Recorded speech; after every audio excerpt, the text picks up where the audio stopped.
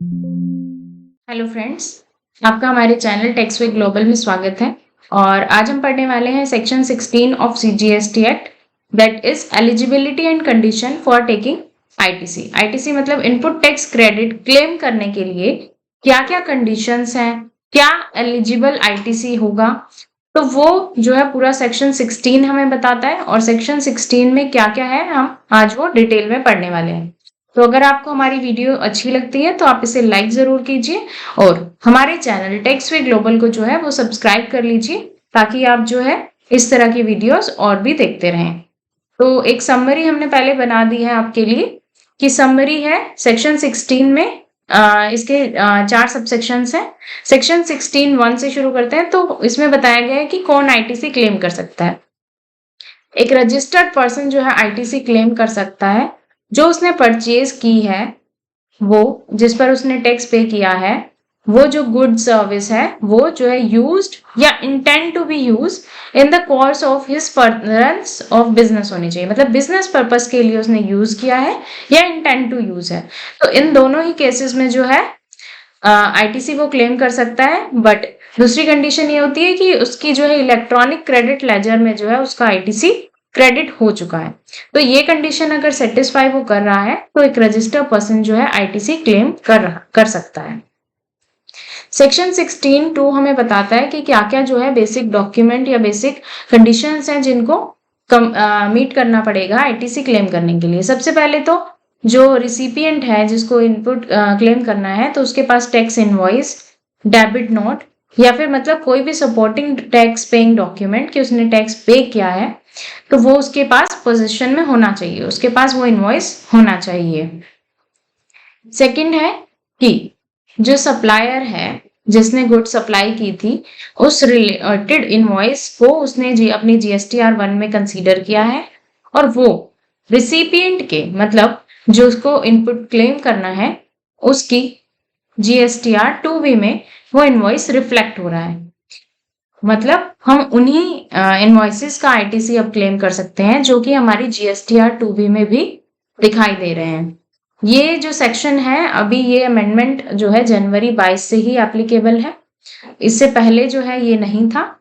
तो अब अब जो है जीएसटीआर 2B में जो इनवॉइसेस आ रहे हैं वही हम क्लेम कर सकते हैं, उसी का आईटीसी क्लेम कर सकते हैं। बी कंडीशन क्या है कि गुड्स और सर्विसेज जो है वो रिसीव हो जाने चाहिए। और इसमें जो है डीम्ड रिसिप्ट भी मान ली जाती है। डीम्ड रिसिप्ट मान ली जाती है कि अगर रिसिपिएंट जो है उसके कहने पर किसी एजेंट को सप्लाई कर दिया है या फिर उस तरह गुड्स है सप्लाई कर दी है, या सर्विसेज एजेंट के कहने पर रिसिपिएंट के कहने पर किसी थर्ड पर्सन को दी गई है, तो इन सब केसेस में जो है वो डीम्ड रिसिप्ट मान लिया जाता है कि आपको गुड्स मिल गए हैं, सर्विसेज रिसीव हो गई हैं। बी कंडीशन क्या है कि आईटीसी जो है वो सेक्शन 38 में रेस्ट्रिक्टेड नहीं होना चाहिए। सेक्शन 38 में कुछ ऐसी कंडीशंस, कुछ केसेस ऐसे बताए गए हैं जहां पर जो है रेस्ट्रिक्शंस हैं आईटीसी को क्लेम करने के लिए। तो वो जो है सेक्शन वो हम डिटेल में अपनी अलग वीडियो में पढ़ लेंगे। तो आप इसी के अभी के लिए यही याद रखें कि सेक्शन 38 में जो है रेस्ट्रिक्टेड नहीं होना चाहिए।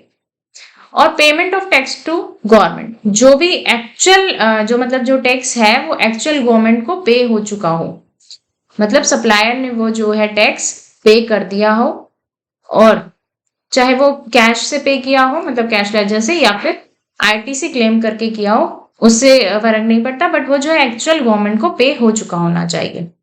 और फाइलिंग ऑफ जीएसटीआर 3B, हम आईटीसी कैसे क्लेम कर सकते हैं? जीएसटीआर 3B में क्लेम करते हैं तो हमने जो है अपनी जीएसटीआर 3B रिटर्न फाइल करनी है रिसिपिएंट ने।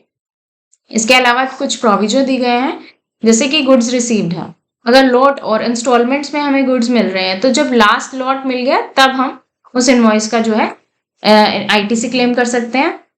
दूसरा कि जो रिसिपिएंट है जिसने सप्लायर को पेमेंट करनी है इनवॉइस की अलोंग विद टैक्स पेमेंट करनी है, बट अगर वो पेमेंट जो है 180 डेज के अंदर नहीं की है सप्लायर को, तो उसे क्या करना होगा? जो आईटीसी उसने क्लेम किया है वो रिवर्स कर देंगे। आउटपुट टैक्स लायबिलिटी उतने अमाउंट की पे करनी पड़ेगी along with interest.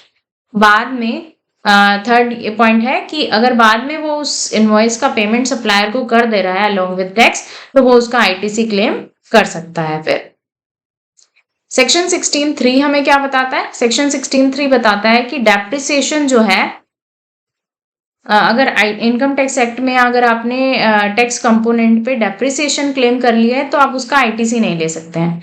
It means कि either you can claim depreciation और you can avail the ITC for the tax component. ठीक है, या तो आप इनपुट टैक्स क्रेडिट क्लेम कर लो या फिर आप डेप्रिसिएशन क्लेम कर लो as per income tax act.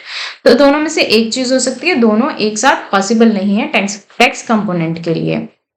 Section 16(4) में टाइम लिमिट डिसाइड की गई है कि जो जैसे फाइनेंशियल ईयर एंड हो गया है, जैसे 31 मार्च 22 के जो इनवॉइसेस थे पर्टेनिंग टू, तो उनकी जो है 30 नवंबर या फिर जो एनुअल रिटर्न फाइल की है जो भी अर्लियर है, तब वहां जो भी अर्लियर है तो तभी तक ले सकते हैं। मतलब 31 मार्च का इनवॉइस है तो उसका आईटीसी जो है 30 नवंबर या फिर एनुअल रिटर्न की फाइलिंग डेट जो भी अर्लियर है तो तब तक ही क्लेम किया जा सकता है, उसके बाद नहीं क्लेम कर पाएंगे।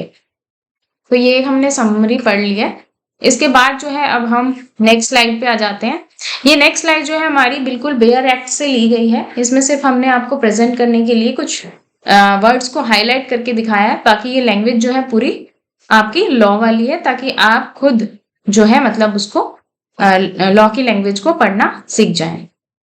तो इसमें क्या लिखा गया है कि एवरी रजिस्टर्ड पर्सन, सेक्शन 16(1) कि every registered person subject to such condition और रेस्ट्रिक्शंस, कुछ कंडीशन और रेस्ट्रिक्शंस हैं जो सेक्शन 49 में जो है प्रेस्क्राइब्ड है, तो उनको ध्यान में रखते हुए क्लेम कर सकते हैं ITC on supply of goods और सर्विस और बोथ, अगर वो यूज कर ली है या फिर इंटेंड टू यूज है for furtherance of business purpose के लिए अगर आपने उसको यूज किया है या फिर इंटेंड टू यूज है बिजनेस के लिए, तो आप रजिस्टर्ड पर्सन आईटीसी क्लेम कर सकते हैं।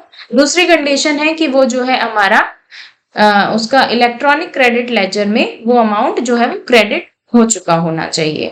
तो अगर ये दो कंडीशन सेटिस्फाई हो रही हैं तो रजिस्टर्ड पर्सन जो है आईटीसी क्लेम कर सकता है। Section 16(2) Notwithstanding anything contained in this section, मतलब ये सेक्शन जो है ओवर रूल करता है। No registered person shall be entitled to the credit of ITC unless मतलब ये कंडीशन सेटिस्फाई करनी पड़ेंगी तभी वो आईटीसी क्लेम कर पाएगा, नहीं तो नहीं कर पाएगा। तो क्या क्या कंडीशंस वो सेटिस्फाई करनी चाहिए? तो कि उसका जो है वो टैक्स इनवॉइस या डेबिट नोट या फिर सच अदर पेइंग डॉक्यूमेंट, मतलब सपोर्टिंग डॉक्यूमेंट आपके पास होना चाहिए टैक्स इनवॉइस का, मतलब जो आपने इनपुट मतलब टैक्स पे किया है उसके लिए सपोर्टिंग डॉक्यूमेंट होना चाहिए, इनवॉइस, डेबिट नोट या फिर कुछ और फॉर्मेट में भी है तो वो भी चलेगा।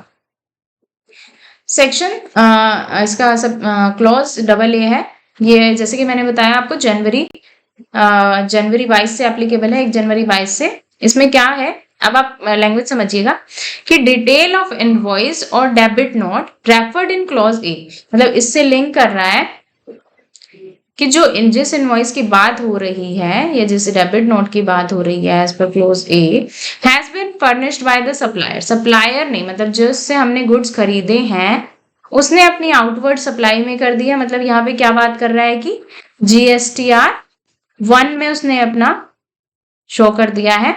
And such details have been communicated to the recipient. Recipients को communicate हो गई है, recipient को communicate हो गई है as per section 31। यहाँ पे बात कर रहा है GSTR 2B की, तो हमारी GSTR 2B में जो है वो दिख रही हैं, तो अब हम इसका ITC क्लेम कर सकते हैं। इसके कुछ एग्जाम्पल हम देख लेते हैं सेक्शन 16(2)A और AA के। मिस्टर मनोज है, आईटीसी क्लेम करना चाहते हैं 5600 का, GSTR 2B में उसकी एंट्री आ रही है, बट उसके पास जो है क्या नहीं है, इनवॉइस नहीं है। तो आप बताइए क्या वो क्लेम कर पाएगा? नहीं कर पाएगा, क्योंकि हमारी क्या कंडीशन है कि उसके पास जो है टैक्स इनवॉइस होना चाहिए, तो ही कैन नॉट क्लेम। ठीक है। सेक्शन सेकेंड एग्जाम्पल AA का, मिस्टर मनोज ने एक टैक्स इनवॉइस मिला है उसको 13 जनवरी को परचेजेस के लिए और 5600 का आईटीसी वो क्लेम करना चाह रहा है, बट उसको जीएसटीआर 2B में वो एंट्री नहीं दिख रही है, तब भी वो जो है क्लेम नहीं कर पाएगा। तो ये जो है सेक्शन 1 जनवरी 22 से एप्लीकेबल है। इससे पहले क्या था कि benefit of provisional ITC claim कर सकते थे, मतलब कि क्या था कि 5% of actual ITC in GSTR 2B में, जीएसटीआर 2B में जो है आईटीसी दिख रहा है उसका 5% तक का वेरिएशन हो सकता था, बट अब क्या है कि रेगुलर मैचिंग करनी पड़ेगी आपको, मतलब जो जीएसटीआर 2B में आपको दिख रहा है उसी का आप आईटीसी क्लेम कर सकते हैं, अदरवाइज जो है आप आईटीसी क्लेम नहीं कर पाएंगे। ठीक है, अब आ जाते हैं नेक्स्ट अपना क्लॉज बी पे कि एक्चुअल में उसको गुड्स जो है वो रिसीव हो गई हैं, सर्विसेज रिसीव हो गई हैं। एक्सप्लेनेशन कि डीम्ड मान लिया जाएगा कि उसको जो है रजिस्टर पर्सन को जो है गुड्स रिसीव हो गए हैं, सर्विसेज रिसीव हो गई हैं। कब? where the goods are delivered by the supplier to a recipient or any other person on the direction of registered person, मतलब जो recipient है उसकी directions पर उसने किसी पर्सन अदर पर्सन को डिलीवर कर दिए हैं।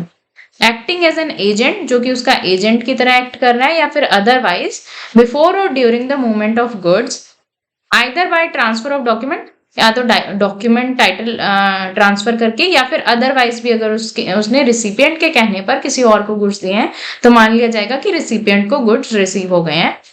इसी तरह सर्विसेज भी अगर उसने रिसिपिएंट की डायरेक्शन पर जो है किसी और को दी है टू एनी पर्सन तो मान लिया जाएगा कि उसने रिसिपिएंट को सर्विसेज प्रोवाइड कर दी हैं, रिसिपिएंट को मिल चुकी है, सर्विसेज रिसीव्ड हो चुकी हैं। और जो क्लोज बी है ये भी हमारा अक्टूबर 22 से एप्लीकेबल है। तो इसमें क्या कहा गया है? The detail of ITC in respect of the said supply communicated to such registered person under section 38 has not been restricted, मतलब सेक्शन 38 में जो है वो आईटीसी रेस्ट्रिक्टेड नहीं होना चाहिए।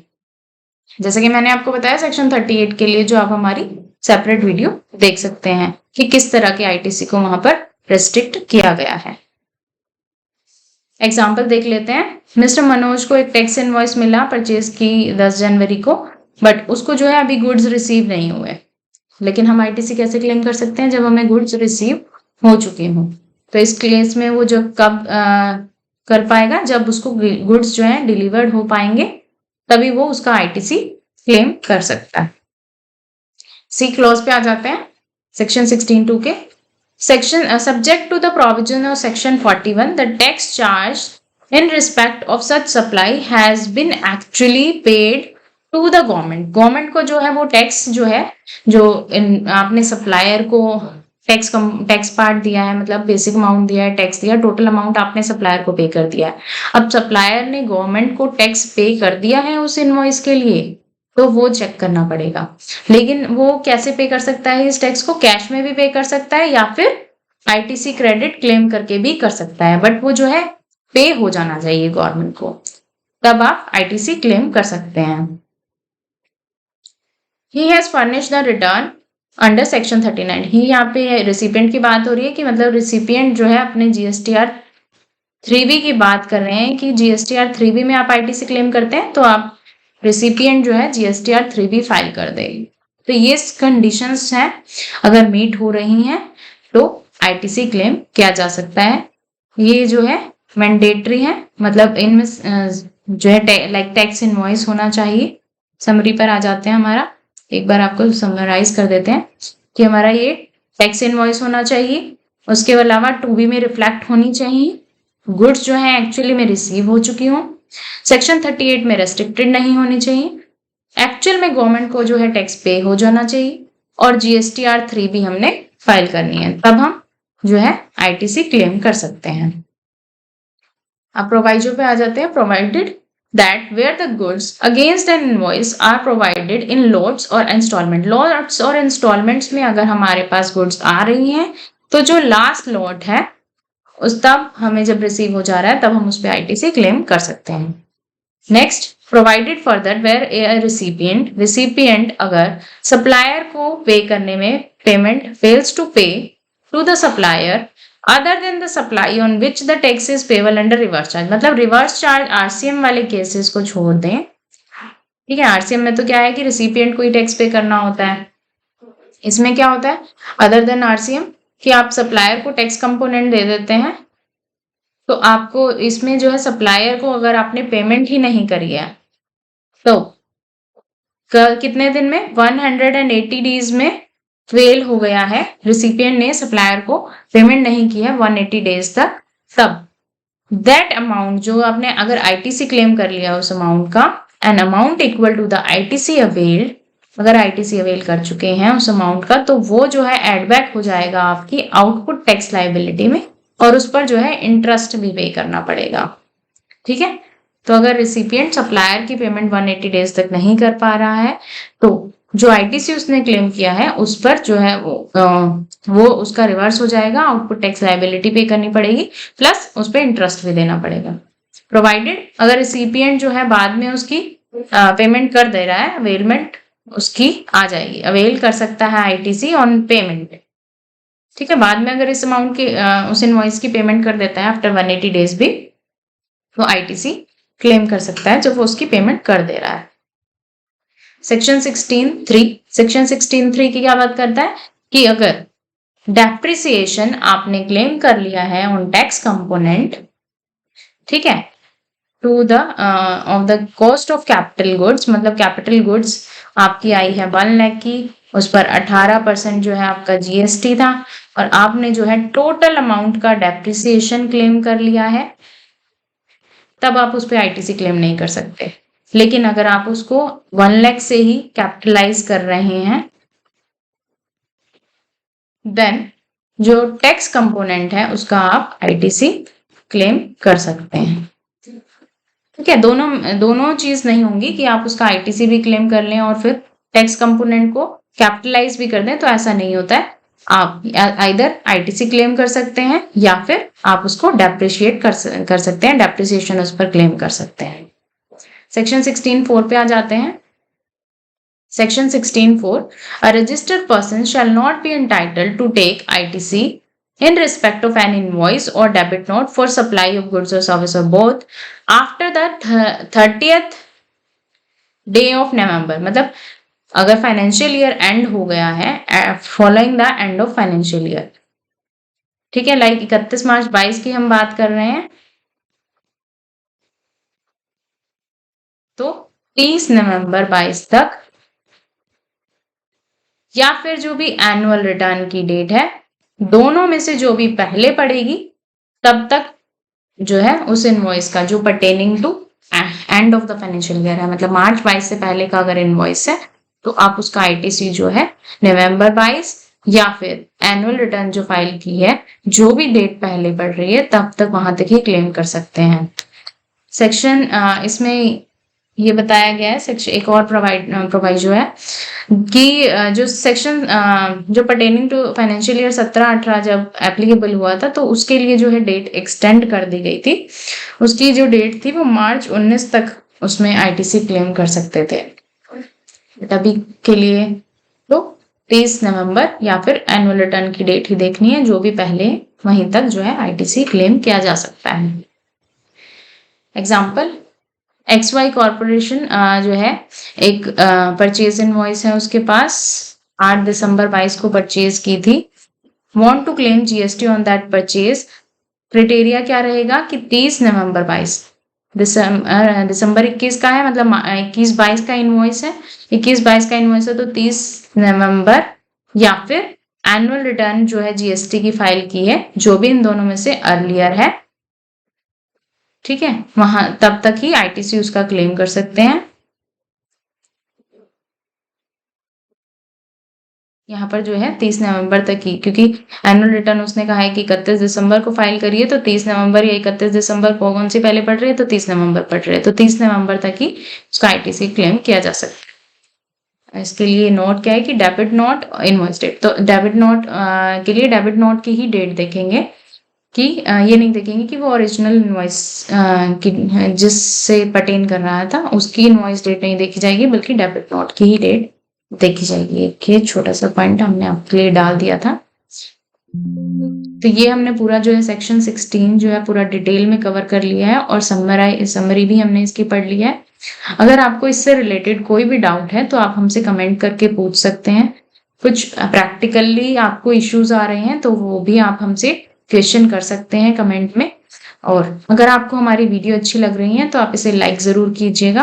हमारे चैनल टेक्स विद ग्लोबल को सब्सक्राइब कर लीजिए और साथ ही साथ बेल आइकन को भी प्रेस कर लीजिए ताकि कोई भी नई वीडियो आती है तो उसकी नोटिफिकेशन जो है आपके पास आती रहे। Thank you friends.